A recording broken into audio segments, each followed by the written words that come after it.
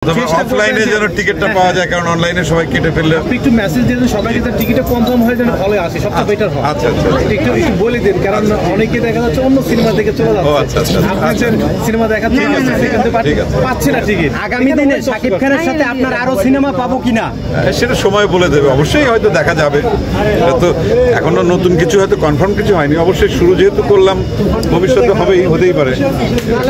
হ্যাঁ ঠিক আছে, থ্যাংক ইউ ভাইয়া। দর্শকের যে ভালোবাসাটা পাচ্ছেন এই সিনেমার মাধ্যমে একটু এই ব্যাপারটা একটু বলুন। দর্শকের ভালোবাসাটাই তো আমরা চাই, দর্শক আমাদের সাথে আছে বিধায়ী তো আমরা এই কাজগুলো করতে পারি।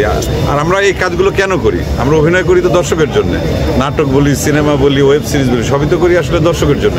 আর দর্শকের যখন ভালো লাগে তখন আমাদেরও ভালো লাগে, তখন আমরা আমাদের ভেতরে একটা আলাদা গতি পাই, উৎসাহ পাই।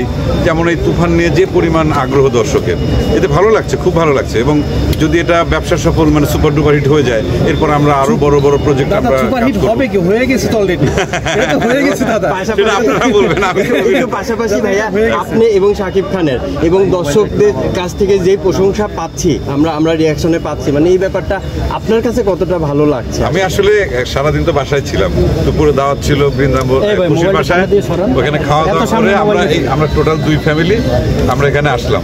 তা এখন পর্যন্ত ফেসবুকেও খুব বেশি ঢোকা হয় নাই, খাওয়া দাওয়ার পর একটু রেস্ট নিলাম। তা এই যে সকাল থেকে যে শোগুলো হচ্ছে বা দুপুরে যে শোগুলো হয়ে গেছে, আমি যতটুকু ফেসবুকে দেখলাম যে সবাই খুব হ্যাপি এবং তাদের খুব ভালো লাগছে এবং খুব মানে কি বলবো উন্মাদনা, উৎসাহ সবকিছু প্রকাশ পাচ্ছে তাদের লেখা বা দেখার অভিজ্ঞতার ভেতরে। এবং আপনার কমার্শিয়াল সিনেমাতেও মাত করে দিলাম শাকিব খানের সঙ্গে বললেন আপনার জীবন আর কি চাই?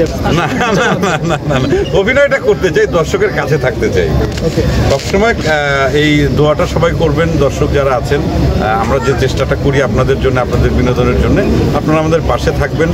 যখন আমরা অনেক কষ্ট করে একটা কাজ করি, আপনারা এসে সিনেমা হলে যখন দেখবেন, তখনই আমাদের সার্থকতা, বা ভালো লাগলে আমাদের সার্থকতা। এবং অডিয়েন্সের মুখে মুখে তুফান ভয় পাইছিস, মানে এই কথাটা আসলে ভয় পাইছি রে।